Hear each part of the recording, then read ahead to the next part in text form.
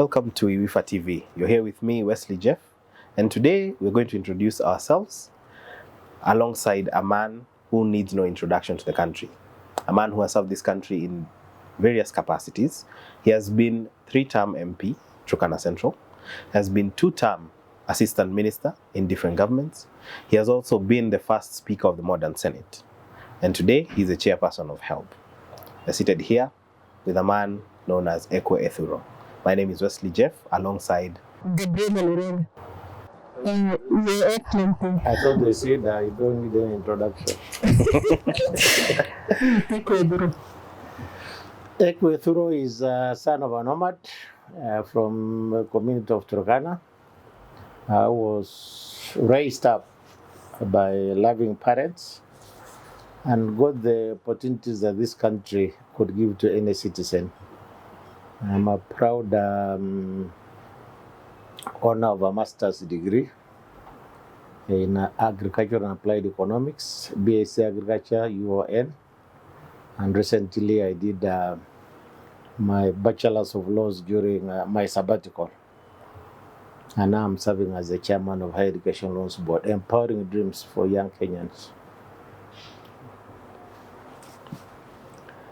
So, Mr. Ekwee Ethuro, as mentioned earlier, you have occupied some of the biggest positions that this country has to offer.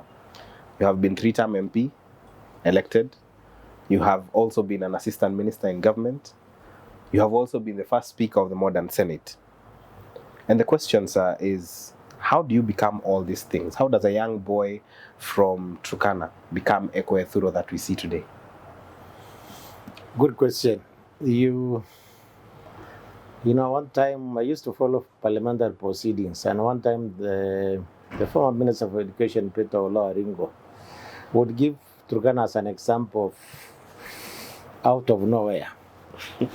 And so my story is the story of opportunities that this country has given to any young Kenyan, in my view, in spite of the challenges, especially of northern Kenya. Where we have droughts, where we have many things. So I will attribute it first and foremost to God, and then also the loving family I'm talking about, because they were able. I think I am one of the first generations in Turkana community that our parents, and of course not our parents, by extension our brothers, who were able to help pay our school fees. Whereas before my time, it was more of a missionary kind of a charitable act.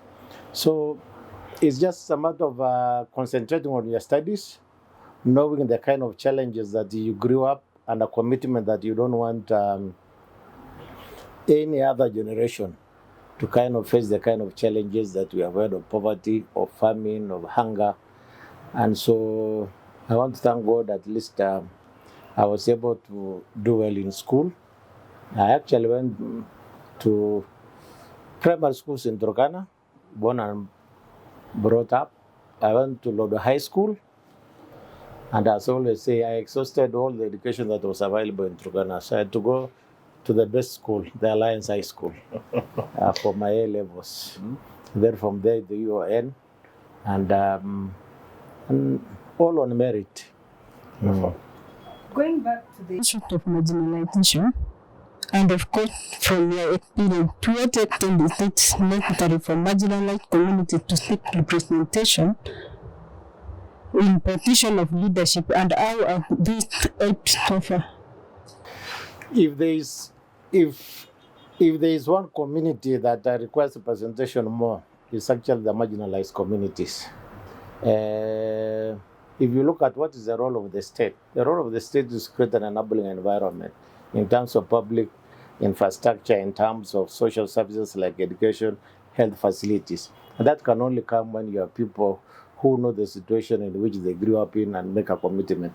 Other communities can easily, pay for their own expenses. I mean, they can take their children to private schools. They can go to private hospitals, which marginalized communities cannot afford. And so, to me, if there are communities that require more representation, and that is what was driving some of us to seek these positions. so that we can be able to represent our people. And I think we gave a good account of ourselves in terms of ensuring, even before devolution, we started having nurses, we started having the district education board employing teachers. So we started some of these things slowly, not before we came to the grand scale of devolution. Forgetting you are one of the founders of PPG. Absolutely. I was founder and the Secretary General of PPG for the 3 times I was in Parliament. every term of Parliament, I would be elected unopposed by my colleagues. I became patron when I was now the Speaker, and I'm still one of the facilitators even now.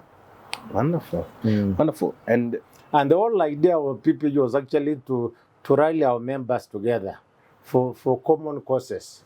And if you remember one time during the census, the Minister for Planning then wanted to revise our figures, and we had to fight very hard in order to sustain it. yeah, that is such an encouraging story. And the next question, especially coming from Gabriella and I, we are youth leadership in the business within politics and seeking leadership. And it comes to mind, and it would be a great disservice if I don't ask this question on behalf of the youth. How do you feel? How did it feel when you get the call from the appointing authority and they say today, Sir Ekwee Ethuro, you're going to be the Assistant Minister of National Development or Labour and Manpower Development back in the day, which were very critical to where our nation was going. So how was the call like? How do you receive that call and how do you answer? Actually, there was no call made.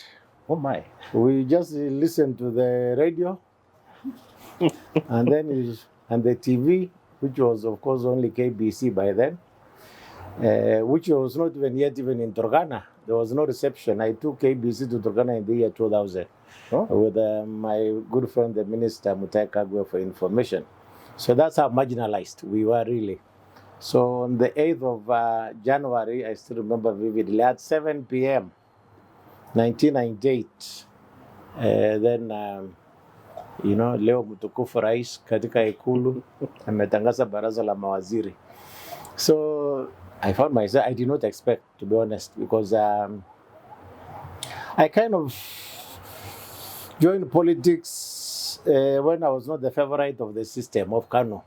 Because I ran on Kano ticket, but I was like, they had other favorites. But my people were committed in the sense that I was young, I was educated, and my community felt it's time that, which relates to the earlier question, it is time that we get proper representation in terms of putting our issues forward. And so I was pleasantly surprised that the President, Daniel Toroitich, and I want to thank him even posthumously for the opportunity to serve. Because he could still have gone to other people, and my life could have been complicated for sure.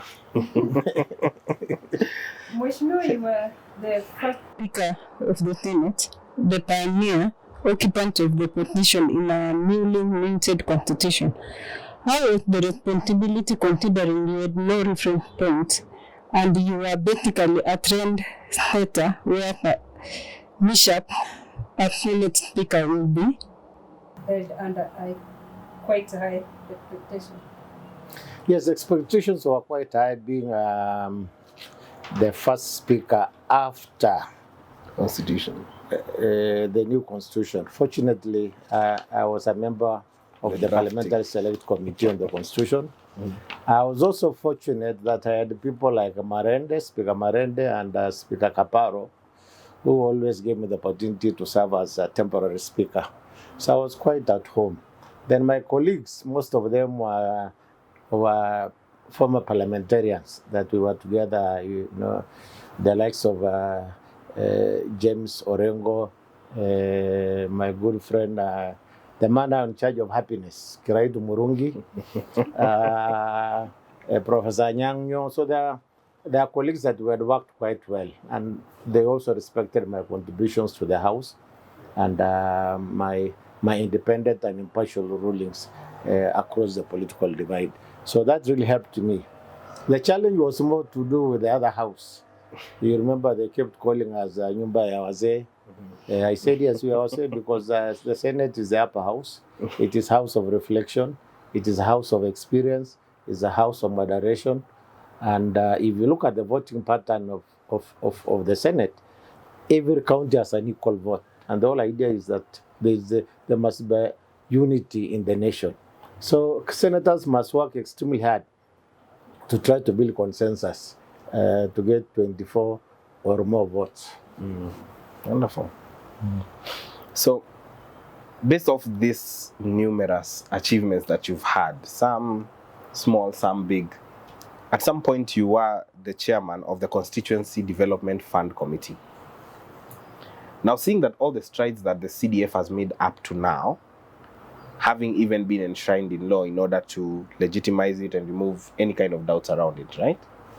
How do you feel having been at the helm or at the center of the constituency